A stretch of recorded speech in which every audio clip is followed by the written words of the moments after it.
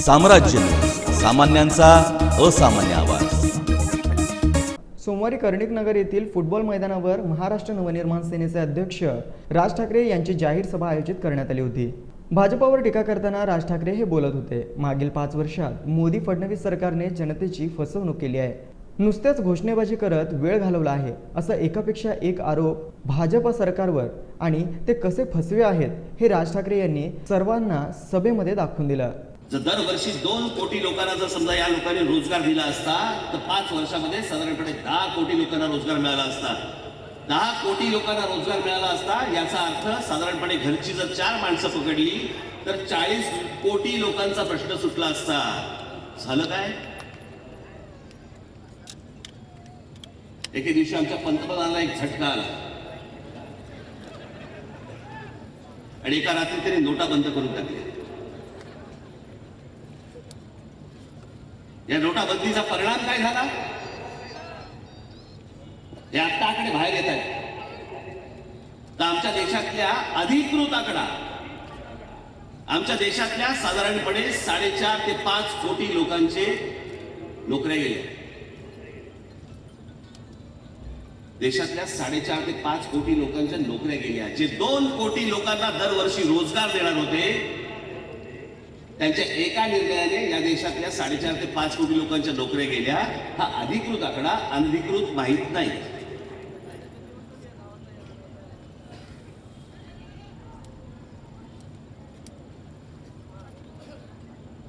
काय सापडलं आता? आणि मग हे सगळे प्रश्न तुम्ही विचारू नये याच्यासाठी मग काय करायचं? दंगली घडवायच्या, जातीपातीमध्ये सगळी भांडणं लावायची. याच्या नावाने आरक्षण मागितलं की त्याचं डोकं तापतंय, त्याच्या नावाने आरक्षण मागितलं की ह्याचं डोकं तापतंय. भांडा, तुम्ही एकमेकांमध्ये भांडा. हे यांची 5 वर्ष काढून देत आहेत.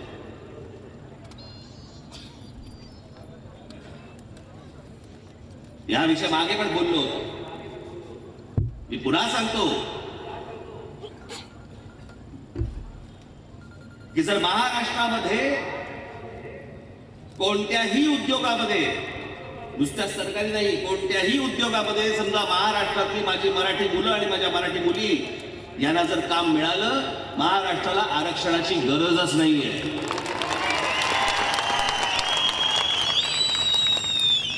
आज बाहेरची लोक येत आहेत आणि तुमच्या राज्यामध्ये कामं घेत आहेत आणि आमच्या महाराष्ट्रामधला तरुण हातावर हात ठेवून बसलाय ग्रामीण भागात. मुंबई सारख्या ठिकाणी, पुण्यासारख्या ठिकाणी, नाशिक सारख्या ठिकाणी, नागपूर सारख्या ठिकाणी, ठाण्यासारख्या ठिकाणी, अनेक ठिकाणी अनेक कंपन्या येत आहेत, माणसं भरली जात आहेत. तुम्हाला माहिती? तुम्हाला नाही माहिती. महाराष्ट्राला माहितीच नाही. आमच्या मुलांना कल्पनाच नाही. आम्ही कशात गुंतलोय? आम्ही जातीपातीमध्ये भांडण्यात गुंतलोय. हा त्या जातीचा, हा या जातीचा. आरक्षण त्याला का, मला का नाही? आहेत कोणी नोकऱ्या? सरकारी नोकऱ्या आहेत. हे जे आपण बाबांनो आरक्षण आरक्षण जे बोलतोय ना, हे आरक्षण फक्त मिळू शकतं कुठे? जिथे सरकारी कारखाने असतील तिथे, जिथे सरकार असेल तिथे. खाजगी क्षेत्रामध्ये आरक्षण नाहीये. आणि आज देशभर जर समजा तुम्ही बघितलं तर सरकारी नोकऱ्या राहिल्यात किती? 4% 5%. बाकीच्या नोकऱ्या कोणत्या आहेत? सगळ्या खाजगी क्षेत्रातल्या आहेत. मग हे फक्त तुमची जातीवरनं मतं मागण्यासाठी म्हणून, मतं मिळवण्यासाठी म्हणून तुम्हाला फक्त एक आमिष दाखवत आहेत आरक्षणाची.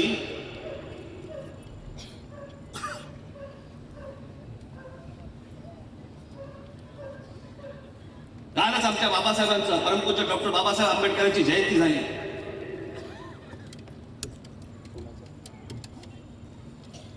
हे सरकार किती वर्ष बोलतोय? 5 वर्ष होत आली. बाबासाहेब आंबेडकरांचं आम्ही स्मारक करणार आहोत. कुठे आहे स्मारक?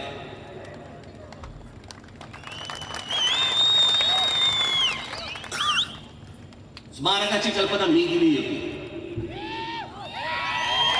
माझ्याकडे आजही स्मारकाची कल्पना आहे. जो भूखंड स्मारकासाठी म्हणून आरक्षित केलेला आहे त्या जागी जगातलं सर्वात मोठं वाचनालय उभं करा, जगातली सगळ्यात मोठी लायब्ररी उभी करा. आमच्या डॉक्टर बाबासाहेबांच्या नावावरती ते स्मारक आहे, तिथे जगातली सगळ्यात मोठी लायब्ररी उभी करा. अख्खं जग ज्ञान घेण्यासाठी म्हणून त्या जागी आलं पाहिजे, हे म्हणतात स्मारक. पुतळे उभे करणे म्हणजे स्मारक नाही. आमच्या शिवछत्रपतींचं स्मारक समुद्रात उभे करणार आहेत. पंतप्रधान गेले होते बोटीतनं समुद्रात माती टाकायला. काही येणा भरवायला काय आहे की नाही लिमिट? आमच्या शिवछत्रपतींचं खरं स्मारक हे महाराजांचे आमचे गडकिल्ले जे आहे. मागील वर्षी भाजपाने डॉक्टर बाबासाहेब आंबेडकर यांच्या स्मारक उभारणीसाठी घोषणा देखील केली होती. त्याचे काय झाले असा सवाल देखील ठाकरे यांनी यावेळी उपस्थित केला. हे महाराजांचे आमचे गडकिल्ले जे आहेत हे त्यांचं खरं स्मारक आहे. ती नीट बनवा. ती जर उत्तम बनली तर आमच्या पुढच्या भावी पिढ्यांना आम्ही सांगू शकू की आमचा राजा कोण होता, आमचा राजा काय होता, त्याने काय उभं केलं. पण यांना या गोष्टी करायच्या नाहीये. तुम्हाला फक्त जाती जातीपातीमध्ये फक्त गुंतवून ठेवायचंय. तुम्हाला धार्मिक गोष्टींमध्ये फक्त गुंतवून ठेवायचंय. ना तुमच्या नोकऱ्यांचा विषय संपवायचा आहे ना अजून उच्च गोष्टी करायच्या आहेत. हे बघा माझ्याकडे इथे काय झालं, स्वच्छ भारत. माझ्याकडे प्रचाराचा खर्च मागते भाजप. या नरेंद्र मोदींनी गेल्या 5 वर्षामध्ये ज्या सगळ्या फेल योजना आहेत, ज्या योजनांचं काही झालं नाही, त्याच्या फक्त जाहिरातींवरती केलेला खर्च हा 4,880 कोटी आहे. नुसत्या जाहिरातींवरती केलेला खर्च हा 4,880 कोटी रुपये आहे. फक्त जाहिराती.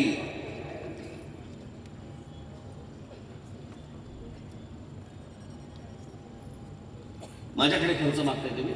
या खर्चाचं काय झालं ते पहिलं सांगा.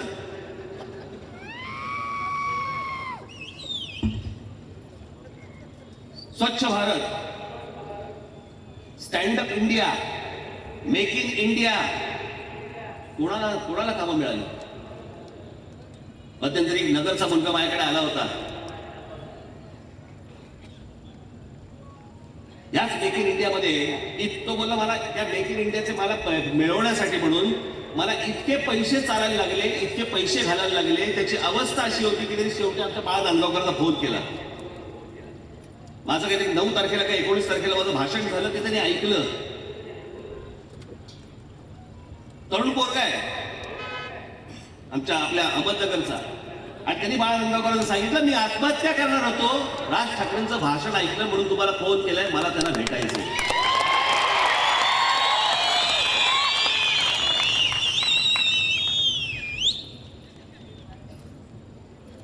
काय झालं त्या मेक इन इंडियाचं? कोणाला कामं मिळाली? काय झालं त्या स्टार्टअप इंडियाचं? त्यांचे टूम काढलं स्मार्ट सिटी. स्मार्ट सिटी मध्ये शहरं कुठची होती? त्यातलं एक शहर होतं सोलापूर. पण काय झालं त्या सोलापूर शहराचं?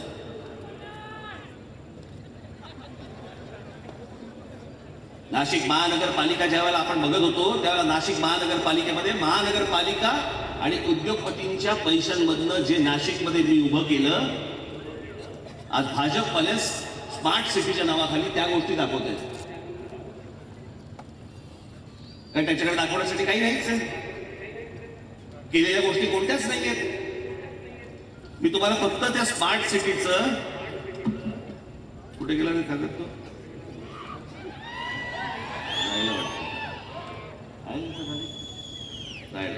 ठीक आहे राहू. तुम्ही ज्या शहरामध्ये राहताय, पंतप्रधान येऊन तुम्हाला स्वप्न दाखवतो माणूस. प्रत्येकाला असं वाटतं की मी एका चांगल्या शहरात राहावं, माझं कुटुंब एका चांगल्या शहरात राहावं. घरातनं बाहेर पडल्यावरती असं वाटावं की बाबा नाही, माझं उत्तम शहर आहे, ज्यांनी मला स्वप्न दाखवली त्यांनी माझ्यासाठी खरंच काहीतरी करून ठेवलं. दर 5 वर्षांनी कोणतरी नवीन येणार आणि कोणतरी वेगळं स्वप्न दाखवणार, परत त्या स्वप्नांचा विचका करून जाणार. खरं तर या नरेंद्र मोदींकडनं काय अपेक्षा ठेवल्या होत्या देशात? कर्णिक नगर येथील मैदानावर प्रचंड प्रमाणात लोकांची गर्दी झाली होती. यावेळी सोलापूर शहर आणि जिल्हा मनसेचे पदाधिकारी व कार्यकर्ते मोठ्या संख्येने उपस्थित होते.